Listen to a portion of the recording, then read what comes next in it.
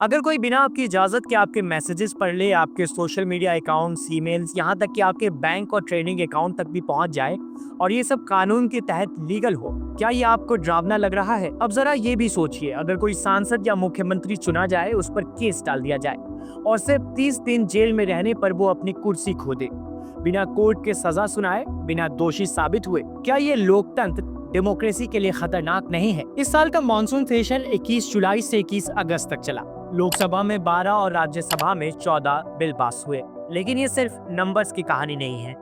लोकसभा अपने निर्धारित समय का सिर्फ 29% काम कर पाई, राज्यसभा 34%, बाकी समय डिस्ट्रप्शंस और वॉकआउट्स में चले गए। लेकिन सवाल यह है कि विपक्ष इतनी नाराज क्यों है? कौन से ऐसे बिल हैं जिस पर विपक्ष उंगली उठा रही है? संविधान 130वें संशोधन का बिल, आयकर बिल, ऑनलाइन गेमिंग बिल, इनमें कौन से प्रावधान है जिस पर अपोजिशन लगातार सवाल कर रही है?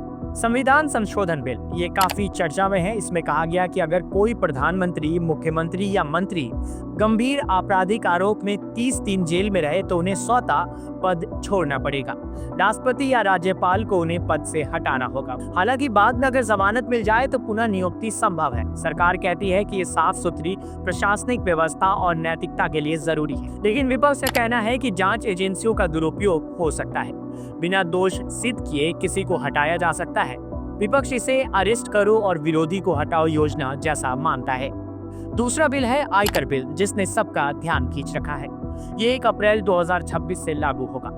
ऐसे तो इसमें ज्यादा बदलाव नहीं हुआ है और आम जनता के लिए पहले से ज्यादा आसान टर्म्स और भाषा का प्रयोग किया गया है, लेकिन इसकी धारा 247 पर लोगों की निगाह रुकती है। धारा 247 के तहत अब आयकर अधिकारी आपके परमिशन के बिना सोशल मीडिया और ईमेल पढ़ सकते हैं, बैंक और निवेश खाते देख सकते हैं, कंप्यूटर और क्लाउड सर्वर तक पहुंच सकते हैं। ये अधिकार कई अधिकारियों को दिए गए हैं। विशेषज्ञों का कहना है कि ये राइट टू प्राइवेसी का सीधा उल्लंघन है। अपोजिशन के अनुसार ये बिल डेमोक्रेसी के लिए चिंताजनक है। कानूनी विशेषज्ञ चेतावनी दे रहे हैं कि संवैधानिक चुनौतियां आनी तय है।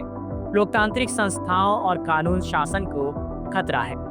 हालांकि इसके अलावा भी कई और बिल पास हुए हैं, जिसमें मर्चेंट शिपिंग बिल, समुद्री कानून आधुनिक बनाने के लिए, राष्ट्रीय खेल प्रशासन बिल, खेल संघों को नियंत्रित करने के लिए, बिल्स ऑफ लैंडिंग बिल, पुराने शिपिंग कानून बदलने के लिए, कोस्टल शिपिंग बिल, तटीय व्यापार को बढ़ावा देने के लिए और वगैरह कई सारे बिल्स हैं। हालांकि जिन बिल और प्रावधानों पर अपोजिशन उंगली उठा रही है, उसमें बताया गया कि ये सिर्फ राजनीति नहीं है। विशेषज्ञों और विपक्ष के अनुसार ये संवैधानिक लोकतंत्र की नींव पर सीधे हमला है।